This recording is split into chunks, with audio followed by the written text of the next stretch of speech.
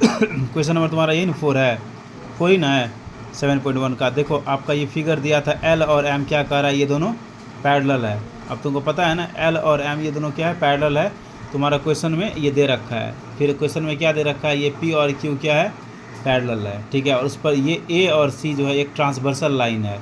क्या है, ये एक ट्रांसवर्सल लाइन है, ट्रांसवर्सल लाइन है, इसीलिए ये एंगल 3 और ये एंगल 4 दोनों बराबर हो जाएगा, अल्टरनेट इंटीरियर एंगल कहते हैं, ठीक है। और ये एंगल 1 है, ये एंगल 2 है, ये भी एंगल 1 और 2 क्या हो जाएगा, अल्टरनेट इंटीरियर एंगल हो जाएगा, क्योंकि ये एल पैरेलल क्या है तुम्हारा, एम है, इसीलिए क्या हो जाएगा तुम्हारा अल्टरनेट इंटीरियर। अब देखो तुम्हारा क्वेश्चन पे चलते हैं। क्वेश्चन में ये गिवन क्या है तुमको, एल और एम जो है दो पैरेलल लाइन है, इसीलिए हम लिखे हैं एल पैरेलल एम।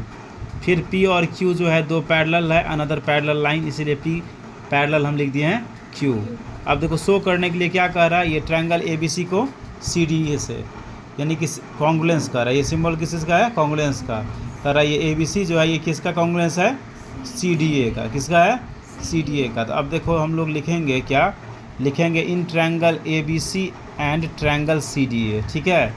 तो सबसे पहले हम लोग ले लेते हैं एंगल 1 बराबर एंगल 2। क्या लिखेंगे सबसे पहले, सबसे फर्स्ट 1 में एंगल 1 बराबर एंगल 2 लिख देंगे। अब ये सोचना होगा angle 1 is equal to angle 2 क्यों हुआ, क्योंकि ये P जो है Q का पैरेलल लाइन है, और P और Q क्या है, ये दोनों पैरेलल है, और इसका ये क्या है, ट्रांसवर्सल लाइन है।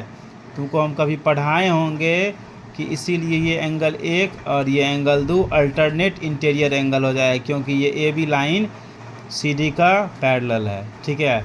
अब ए सी ये साइड जो है ये दोनों का क्या हो जाएगा, कॉमन साइड। तो सेकेंड नंबर में क्या लीजिए, सेकेंड में ए सी बराबर ए सी कॉमन साइड, ठीक है। फिर थर्ड नंबर में एंगल देखो तुम्हारा हो जाएगा 4 बराबर 3। एंगल 4 बराबर 3 कैसे हो जाएगा, क्योंकि ये लाइन जो है, ये लाइन इसका पैरेलल है, ठीक है, यानी कि एल जो है एम का पैरेलल है, इसीलिए सी इज इक्वल टू 4 या 4 is equal to 3, 4 is equal to 3, क्योंकि अल्टरनेट इंटीरियर एंगल हो जाएगा, इसीलिए हम लिखे 4 इज इक्वल टू 3, ठीक है। क्यों हुआ, तो एल का पैरेलल एम है। तो देखो इसीलिए हो जाएगा ये ट्रायंगल ए बी सी जो है तुम्हारा congruence to triangle C D A. कैसे हुआ बता सकती है, एक नंबर में क्या है, ये एंगल है, 2 नंबर में साइड है, 3 नंबर में एंगल है। तो कैसे हुआ, तो by A S A congruence criteria हुआ। क्लियर, समझिए या नहीं समझिए।